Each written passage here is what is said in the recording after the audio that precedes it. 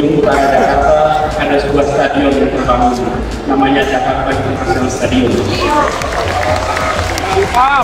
Stadion itu memecahkan rekor dunia karena infrastruktur yang dibangun adalah salah satu infrastruktur paling rumit yang pernah dikerjakan.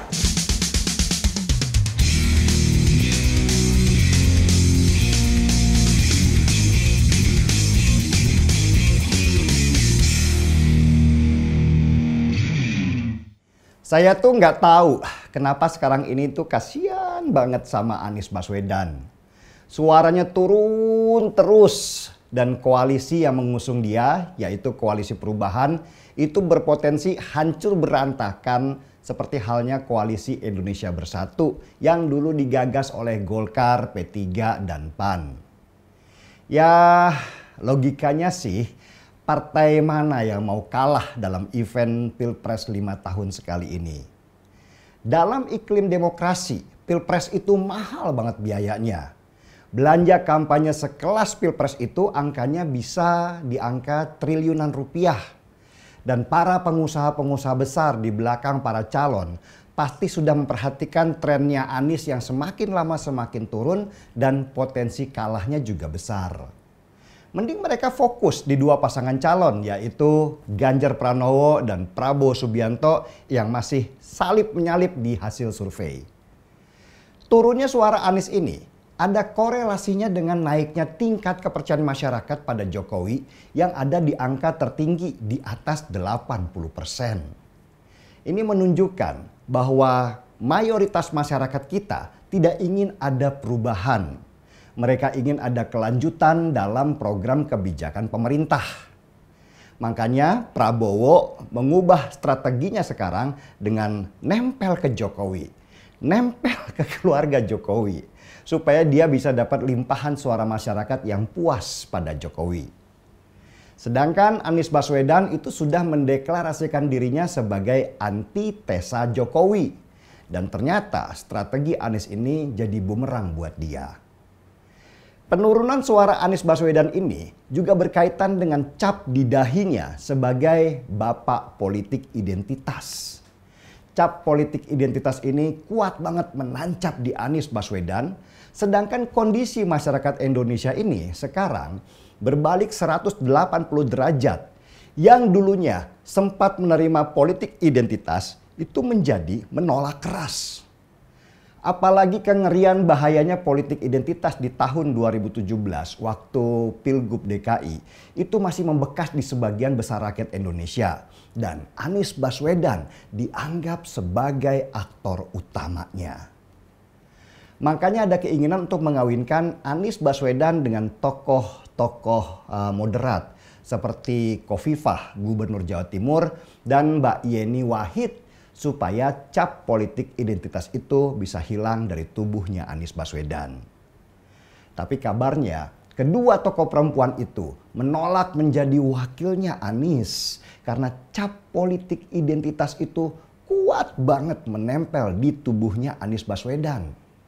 Bukannya Aniesnya yang bersih nantinya, bisa jadi tubuhnya tokoh moderat itu yang menjadi ikutan kotor. Ini yang bikin Partai Nasdem yang menjadi partai pengusung Anies menjadi bingung. Rencananya nih di acara Nasdem di GBK tanggal 16 Juli nanti akan ada pengumuman calon wakil presidennya Anies Baswedan. Dan nama kandidat yang paling kuat adalah Yeni Wahid. Tapi Yeni itu nggak mau dipasang-pasangkan dengan Anies. Bahkan menyindir dengan keras. Memangnya Anies sudah yakin jadi calon presiden? Perhatikan saja, nama Anies itu sudah jarang dibicarakan sekarang. Apalagi sesudah Nasdem kena masalah korupsi tower BTS senilai 8 triliun rupiah.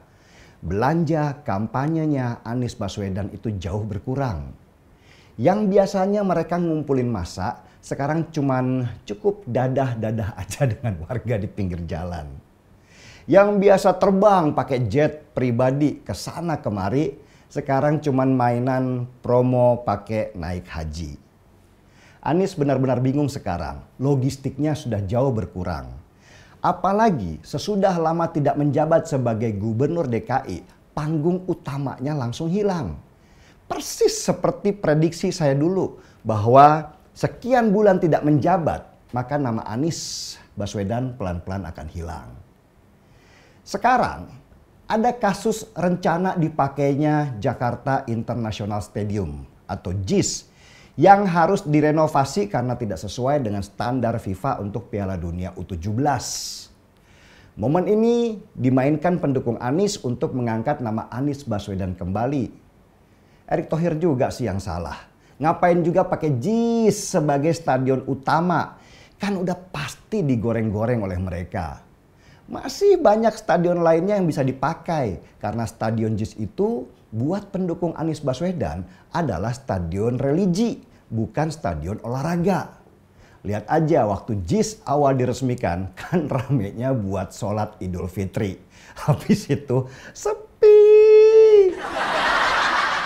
Buat saya sih, Anies itu lebih baik siap-siaplah dengan bendera putih tanda menyerah. Demokrat kemungkinan besar ke Ganjar Pranowo. PKS kemungkinan besar juga ke Prabowo Subianto. Masing-masing partai itu berlomba membuat sekoci untuk menyelamatkan diri. Tinggal Anies dan Nasdem ditinggal saling menatap sambil masing-masing mengutuk dalam hati. Sialan, harusnya dulu gua nggak perlu jalan sama lu, bikin kalah aja.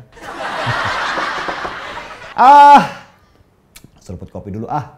Nis Anies, kasihan dirimu kawan, ditinggal waktu sedang sayang-sayangnya.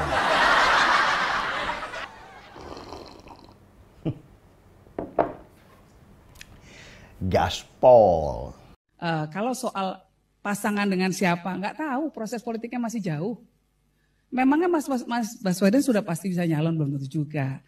Memangnya Pak Prabowo udah pasti bisa nyalon, belum tentu juga. Ini semua masih jauh, Belandanya masih jauh. Santai dulu ngopi-ngopi aja gitu. Nah tapi jawaban bahwa corak politik saya akan seperti apa, saya punya pertanggungjawaban yang harus saya pegang terhadap nilai-nilai yang selama ini sudah dianut oleh keluarga saya. Nah itu yang akan jadi penerang jalan. Ya kalau soal Anies Baswedan punya reputasi tertentu, biar Anies Baswedan yang jawab. Kalau saya pasti akan stay true to my values.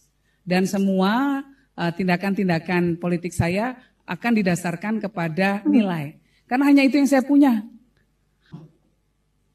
Kalau reputasi sudah rusak, dan ini pelajaran untuk para politisi-politisi muda yang akan, ini teman-teman yang mungkin punya niat jadi politisi ke depan nanti, ya.